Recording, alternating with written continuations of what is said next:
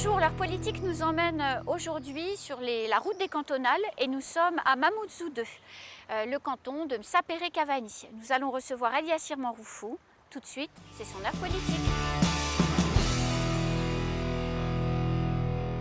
Eliassir Manroufou, bonjour. Bonjour Anne-Constance et bonjour à toutes les personnes qui nous suivent dans cette émission. Alors on est dans un format élection cantonale. Vous êtes un habitué du plateau de l'heure politique maintenant. On est devant votre futur terrain d'élection, c'est ça?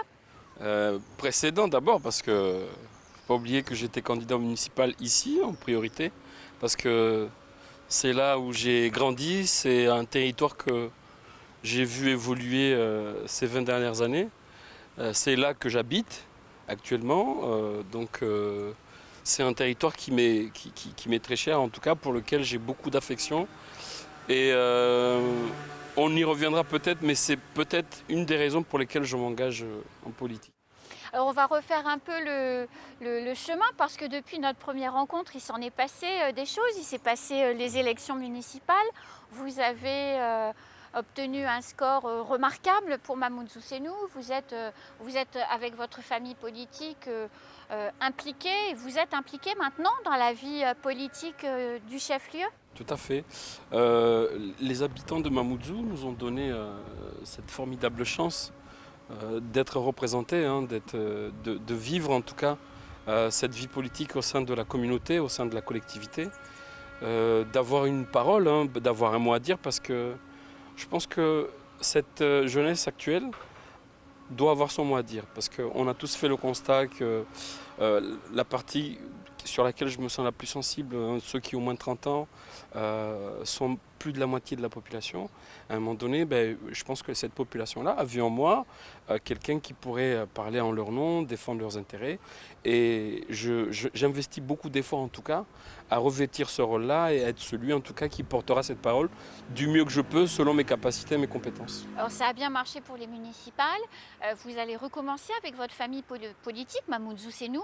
Pour les cantonales, vous aurez 3 candidats dans chacun des 3 cantons de Mamoudzou? Nous travaillons dans ce sens-là, et dans la mesure où nous ne pourrons pas investir un candidat avec la bannière Mamoudzou Sénou, nous nous allierons à une équipe en tout cas qui arrivera à être sur la même longueur d'onde par rapport à nos idées, à ce que nous souhaitons défendre. Nous ne sommes pas, parce qu'il y a beaucoup de gens qui nous disent oui, vous n'êtes qu'une bande de jeunes, vous êtes là pour montrer que vous êtes ci, que vous êtes ça. Ce n'est pas vraiment ça l'idée, parce que nous ne demandons pas ce qui est une rupture totale par rapport à l'ancienne génération, mais nous demandons à être accompagnés. Il faut que l'ancienne génération accepte, qui nous ont poussés à aller faire des études, qui nous ont poussés à nous dépasser tout simplement, et qu'à un moment donné, il faut accepter de nous offrir cette chance-là. Mais on ne le fera pas si ils ne sont pas à côté de nous pour nous pousser à dépasser nos limites, pour nous accompagner, nous donner les exemples de ce qui n'a pas fonctionné, parce que moi j'ai choisi de travailler avec le sénateur Hassan Abdallah, qui est là depuis une trentaine d'années sur la scène politique locale. J'ai choisi de travailler avec le président de l'association des maires Matsouf, qui fait partie du paysage local et qui s'est battu à l'époque depuis les années 70 sur les questions de la liberté de Mayotte vis-à-vis des Comores.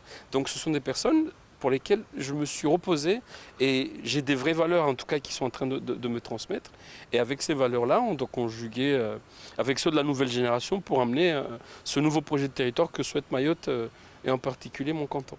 Alors justement, vous en êtes où de votre relation avec le MDM? Parce que vous parliez d'Hassan Abdallah, vous parliez de Madi Souf, mais on pourrait aussi parler de votre papa. Donc vous et le MDM, c'est un peu quand même une histoire d'amour. Donc Mamoudzou Sénou se positionne comment par rapport à tout ça aujourd'hui? Alors, Mamoudzou Sénou, moi je le dis tout le temps, nous sommes un mouvement, nous sommes une équipe, une nouvelle équipe qui est en train d'émerger. Mais nous avons des racines, nous l'avons tous accepté. Nos racines se retrouvent dans les fondements du projet MDM, parce que ça fait partie de nous, ça fait partie de la culture mahoraise, ça fait partie des grands combats en tout cas que nos anciens ont défendus depuis un certain nombre de temps sur ce territoire.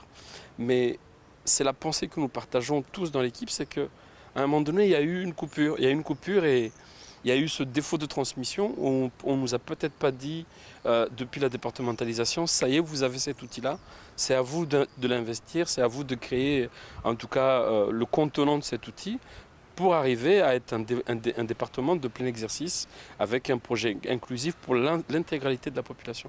Et c'est ça qu'on recherche aujourd'hui, c'est qu'on a besoin que le MDM se positionne et on se retrouve en tant que jeune, parce que moi ça fait une dizaine d'années que je suis dedans, que je me suis jamais investi, j'étais un peu à côté.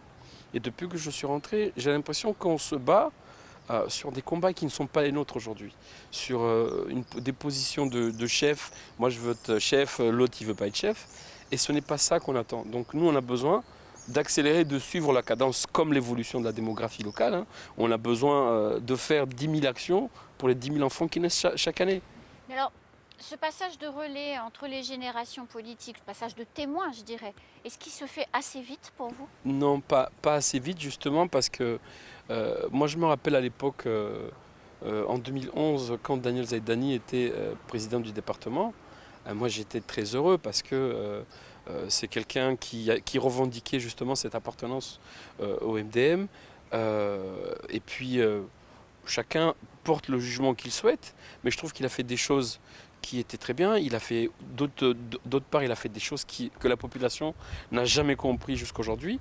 Et il a un peu grillé, hein, notre chance à la jeunesse d'aujourd'hui, parce que j'ai l'impression que les gens ne nous font plus confiance parce qu'ils se disent tiens, on vous l'a donné votre chance avec Daniel Zaidani et vous n'en avez pas fait grand-chose. Donc il y a ce problème de transmission et il faudrait que nous, ensemble, hein, avec toutes ces personnes que je viens de citer, mais tous ceux qui souhaitent durer encore sur la scène politique locale, qu'on se mette à un moment d'accord sur des vraies valeurs à partager au niveau territorial, au-delà de nos couleurs politiques, de nos divergences politiques et de tout ce qu'on a. Mais je pense qu'il y a des valeurs communes à partager sur le territoire.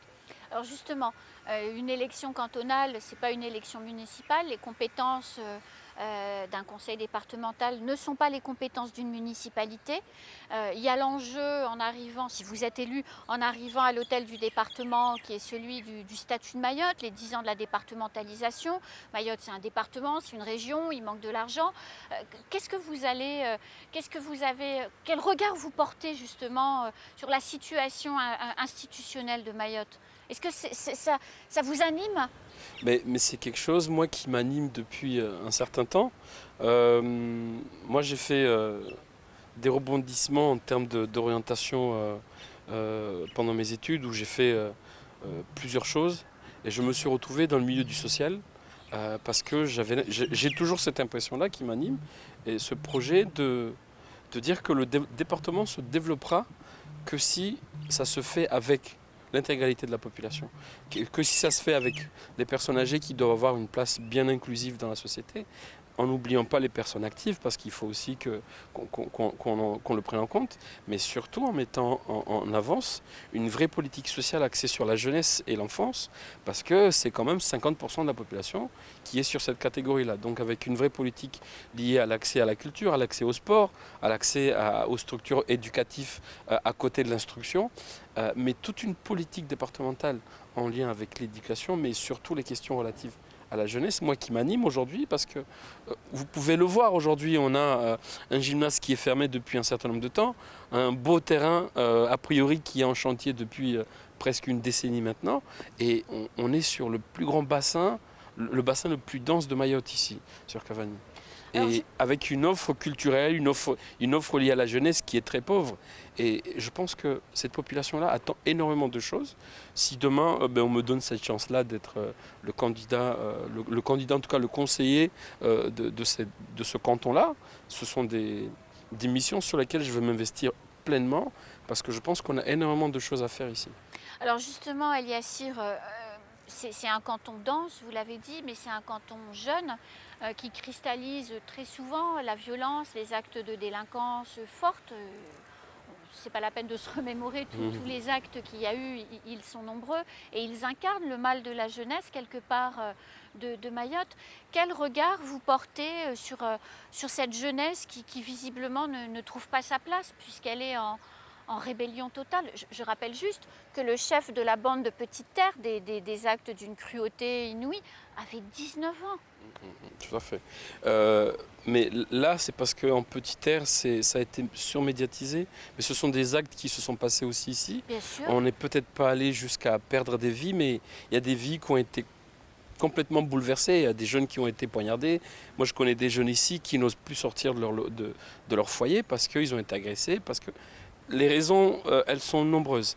Les défis, ils sont nombreux. Comme je le disais tout à l'heure, on est sur le canton le plus peuplé. Je pense qu'on doit consentir à faire les efforts nécessaires ici. Ici, on a dépossédé de la population des choses qui existaient déjà. Il y avait déjà le gymnase. À un moment donné, on l'a fermé. Il y avait des clubs d'athlétisme. Ils ont été en faillite, je ne sais pas ce qui s'est passé, mais on les a abandonnés. Il y avait un terrain qui était là, même s'il n'était pas conforme aux attentes de la population, mais il était là. On l'a fermé avec une promesse de donner mieux, mais on n'a jamais donné quelque chose à côté. Ça fait 10 ans, hein. Quand ce chantier a commencé, les premiers enfants, ils ont 10 ans. Ce sont peut-être ceux qui balancent des cailloux parce qu'à côté, on ne leur a pas donné un ballon pour jouer, on ne leur a pas donné des choisibles pour s'amuser ensemble. Mais c'est tout ça qui fait qu'on a l'impression qu'ici, on est abandonné. Et ça, ce n'est pas que dans ce canton-là, mais c'est sur l'intégralité du territoire. Donc le département vous dira oui, on a fait des gymnases en petit air, il faut aller voir l'État. Quand il pleut, il n'y a pas d'activité et ce n'est pas du tout en adéquation avec les besoins de la population. Il ne faudrait pas en faire 2, il faut en faire une dizaine, une quinzaine. Et moi, quand j'entends haut et fort qu'on revendique Mayotte 2027 pour les Jeux des îles, ça me fait un peu rire, un rire jaune parce que moi, je n'y crois pas personnellement. Parce qu'on n'a pas mis les moyens nécessaires pour arriver à le faire. On n'a pas mis les moyens nécessaires et on est toujours là à rêver d'un projet de rassemblement de l'océan Indien sur notre territoire. Mais nous ne sommes pas prêts, pas parce que nous ne pouvons pas le faire, mais parce que j'ai l'impression que nous ne souhaitons pas le faire ensemble. Donc à un moment donné, moi c'est ça qui m'anime le plus aujourd'hui, au-delà de tout ce que j'ai dit. C'est le sens de votre candidature pour ces cantonales? Proposer quelque chose à cette jeunesse? Et concrètement, proposer quelque chose, parce que moi je suis persuadé que on peut, ça me fait rire quand je le dis, mais c'est un jeune, une solution, c'est un projet d'Emmanuel Macron, donc ça me fait rire, mais je suis persuadé qu'ici on peut y arriver. Ici, on n'est pas sur le département le plus peuplé de France, on est même sur le département le plus jeune, mais le moins peuplé de toute la France. Ce n'est pas 250 000 habitants qui pourront nous dépasser.